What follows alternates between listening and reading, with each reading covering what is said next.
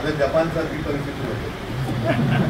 कारण जपानमध्ये तुम्हाला ते पण असेल काय वेगळेपण आहे जपानमध्ये माहिती तुम्हाला. असं म्हणतात की जपानमध्ये एखाद्या दिवशी लोकांचा धक्का बसणार नाही ते लोक आश्चर्य घेतात. तसं रोज उद्धव ठाकरेला धक्के मला आता धक्का प्रूफ झालेला आहे. असे किती कोण धक्के देतात ते बघूया.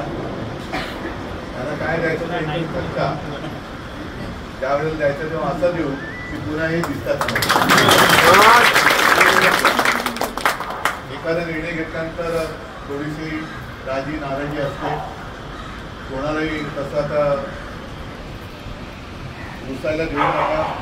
सोमनाथजी तुमची त्या नव्याने ओळख करून देण्याची गरज नाही. एक शिवसेना प्रमुखांपासूनचा शिवसैनिक जुन्या शिस्तीचा कदाचित थोडा कळल्या शिस्तीचा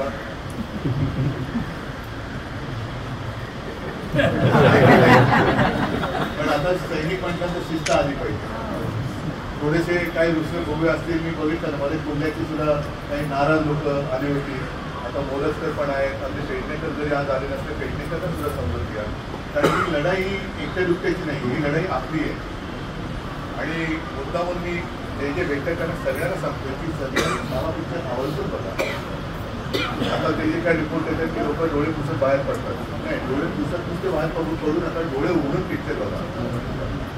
बाकीच्या गोष्टी मला ज्या काही बोलायचं तर आता परवापासून आपलं मराठी भाषेतील आहे तेव्हा जे काही बोलायचं ते बोलेल. पण आता ही लढाई केवळ आपली एकट्याची नाही आहे. तर आपल्या मुळावरती घाव घालणारे हे कसे सरसावले आणि आपल्याच लाकडाचा दांडा करून त्याची कुऱ्हाड बनवून हे शिवसेनेच्या म्हणजे मराठी माणसांच्या मुळावरती घाव घालण्याचा प्रयत्न करतात. कारण जेव्हा आपण जर का एक नाही राहिलो किंवा त्याच्यातून दिसत करू असं बाकी मोठं भाषण काही करत नाही. संघटनात्मक बांधणी करण्याचे आताचे दिवस आहेत. येत्या काही दिवसामध्ये कोर्टाचं निकाल लागण्याची शक्यता आहे. मुंबई महापालिका 227-230 आणि त्याच्यानंतर निवडणुका कधी लागतील मग आरक्षण कधी लागेल. शक्यता एप्रिल-मे मध्ये निवडणूक लागण्याची दाट आहे. त्यानुसार आपल्याला जो काय वेळ मिळणार प्रत्येक शाखेमध्ये आपापली जबाबदारी घ्या. विनायकजीने जे काय सांगितलं मग मतदार नोंदणी जरा तपासा सदस्य नोंदणी आपले गटात त्या सगळ्या गोष्टी मी तुम्हाला सांगितलं. पण एक चांगला कार्यकर्ता शिवसेना प्रमुखांचा विभाग म्हणून दिलेला आहे.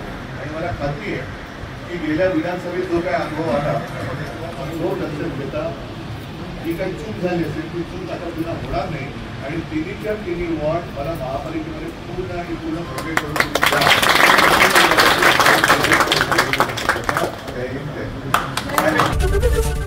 एबीपी माझा, उघडा डोळे बघा नीट.